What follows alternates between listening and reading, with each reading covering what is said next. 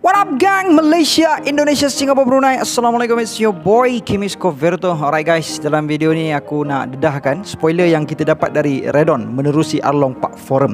Yes, even though aku dah dedahkan spoilernya, but still kita kena baca juga manga possibly akan keluar esok untuk tengok rupa dia macam mana.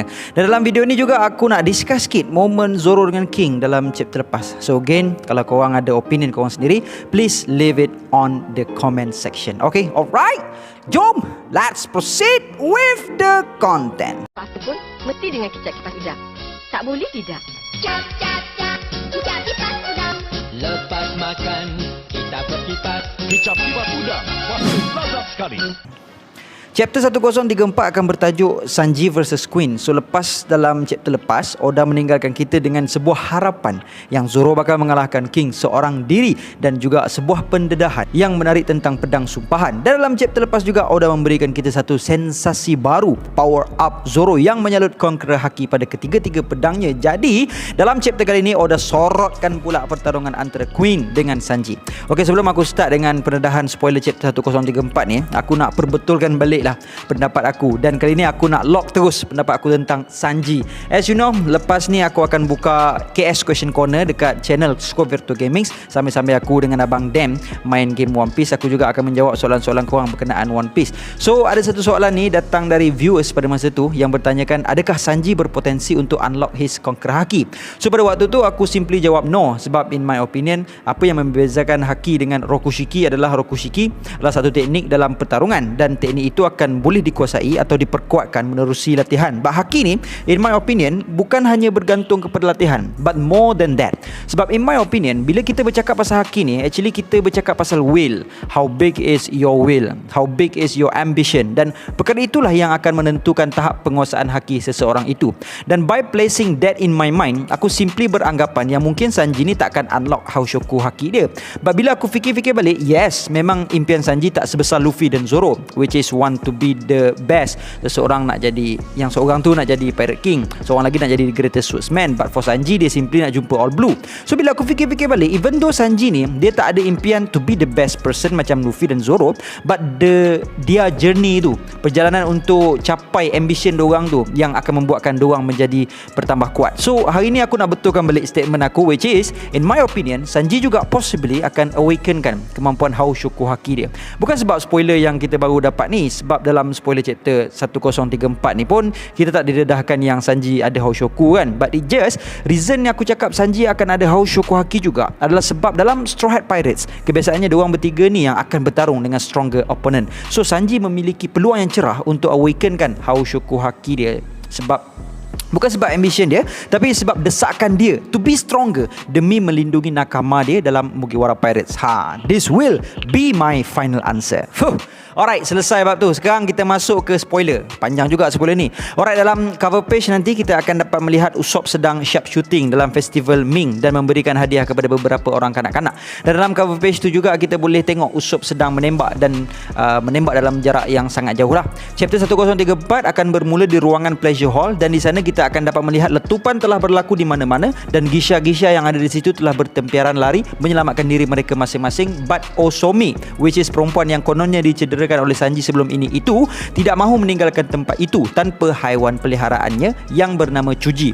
Dan gisha-gisha yang lain cuba memujuk Osome dengan mengatakan yang Chuji itu akan selamat. Kemudian scene beralih ke arah Momonosuke yang sedang memegang Flame Cloud, dan kita dapat lihat yang Momo akan bermonolog berseorangan diri dan mengatakan dia ada idea yang bagus sebab naga mampu untuk memegang the Flame Cloud. Jadi Momo pun memegang Flame Cloud milik Kaido dan cuba mendorong pulau bergerak Onigashima itu ke belakang supaya sekiranya pulau itu terhempas, ia tidak akan menghempap Flower Capital. Kemudian kita didedahkan dengan situasi yang sedang berlaku di live floor, di mana kita dapat melihat satu pergelutan antara Beast Pirate yang cuba keluar dari istana tapi dihalang oleh pasukan samurai. Kemudian scene beralih semula kepada pertarungan antara Sanji menentang Queen, dan dari spoiler yang kita dapat, chapter berakhir dengan pertembungan antara Sanji dengan Queen. Dan sepanjang pertarungan mereka itu kita dapat melihat banyak pendedahan. Antaranya adalah semasa bertarung dengan Sanji, Queen mampu untuk menggunakan teknik-teknik serangan milik Germa Double Six, which is Queen mampu untuk menggunakan teknik serangan milik Ichiji, iaitu Sparking Valkyrie, yang dijenamakan semula sebagai tekniknya, iaitu Sparking Queen, dan perkara tersebut membuatkan Sanji sangat-sangat terkejut.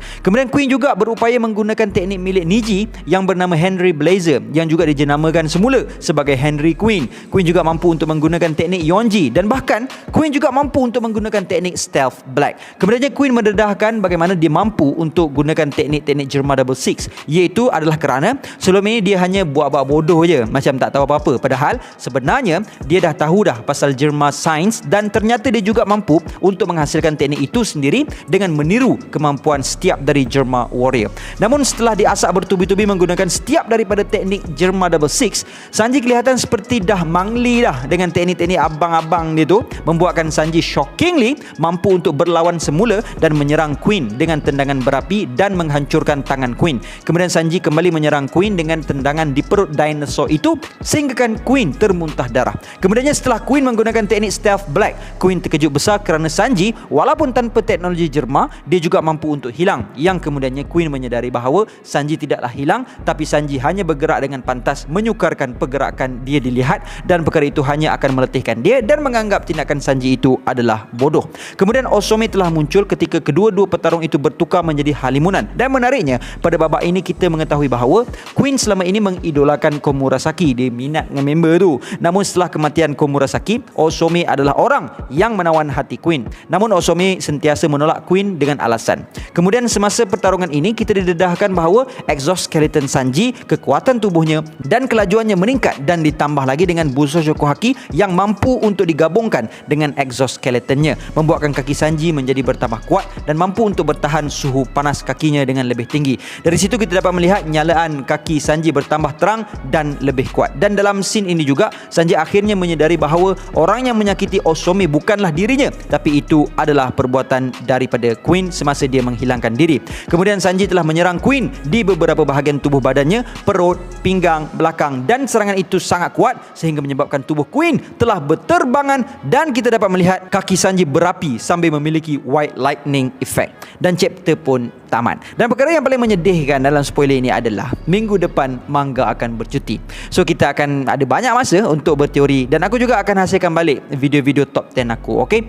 Alright, now aku nak discuss sikit pasal Zoro dan King dalam chapter lepas. So baru-baru ni aku ada tengok beberapa teori dalam One Piece community worldwide, dan aku sangat-sangat tertarik dengan satu teori ini yang menyinggung tentang konsep Six Path of dalam Buddha yang diterapkan oleh Oda dalam developing karakter Zoro. Dan kalau kita tengok balik pedang baru Zoro ni sangat-sangat mirip dengan Six Path Buddha tu, yang berkemungkinan Oda terinspirasi pegangan tersebut untuk diterapkan dalam karakter Zoro. So dalam Six Path Buddha tu, diorang ada dewa, manusia, Ashura, binatang, Preta dan Hell. Jadi sebelum ini kita telah melihat Zoro telah pun mempunyai 4 daripada 6 path ni, which is manusia dan Ashura adalah yang paling ketara pun kan. Cuma path yang paling kurang ketara adalah Path of Animal dan Path of Preta, atau dikenali juga sebagai Path of the Hungry Ghost. Jadi dengan memahami konsep Six Path ni, kita berkemungkinan akan faham in future teknik apa yang mungkin Zoro gunakan, atau transformation seperti apa yang Zoro akan keluarkan. Dan dua lagi teknik terkuat yang mungkin Zoro akan gunakan yang ada dalam Six Path ni adalah the Path of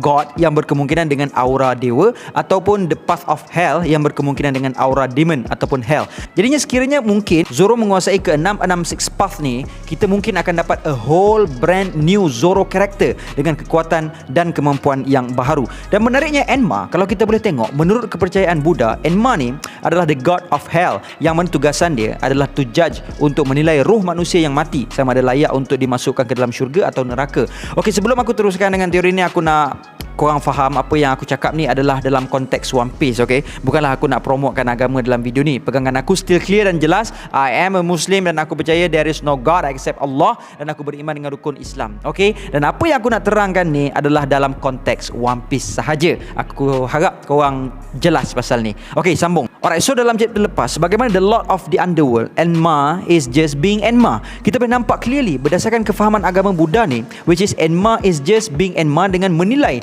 roh milik Zoro. Enma sedang judging Zoro's soul. Satu, adakah dia layak untuk memiliki Enma? Dan satu lagi, adakah Zoro layak untuk memenuhi kehendak sesuatu pedang?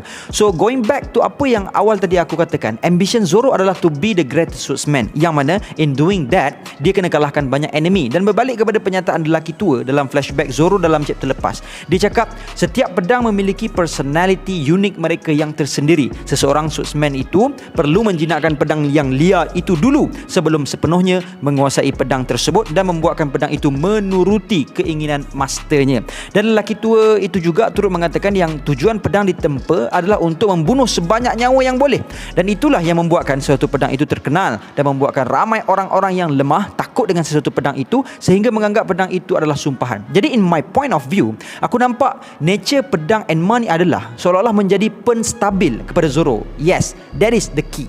Enma adalah penstabil kepada kekuatan Zoro. Alright, orang tu dalam flashback Zoro tu cakap yang seseorang pendekar yang hebat akan mampu untuk menjinakkan sebuah pedang yang liar. Jadi dengan adanya pedang Kotetsu di tangan Zoro yang berkeinginan liar untuk membunuh, dan matlamat Sandai Kitetsu itu hanya tercapai apabila Zoro menjadi masternya. Sandai Kitetsu telah membuatkan Zoro upgrade dari seorang ahli pedang kepada ahli pedang yang lebih bagus. Dan perubahan Zoro yang kita boleh tengok semasa bersama-sama Sandai Kitetsu adalah Ashura, yang mana Ashura adalah nama kepada Demon of Anger. Jadi aku percaya Ashura tu terbit setelah Zoro memegang Sandai Kitetsu. Jadi begitu jugalah Enma yang Zoro pegang sekarang ni. Seolah-olah Enma ni is the sixth path, mewakili the path of hell. Dan apabila Zoro mampu menjinakkan Enma, Enma pula akan mengeluarkan satu lagi transformation yang baharu kepada Zoro, macam Ashura, atau kalau bukan transformation pun berkemungkinan satu teknik baru dengan Hell Aura. Jadi persoalannya macam mana nak jinakkan Enma ni, dan macam mana Enma ni mampu menjadi penyeimbang atau penstabil kepada Zoro.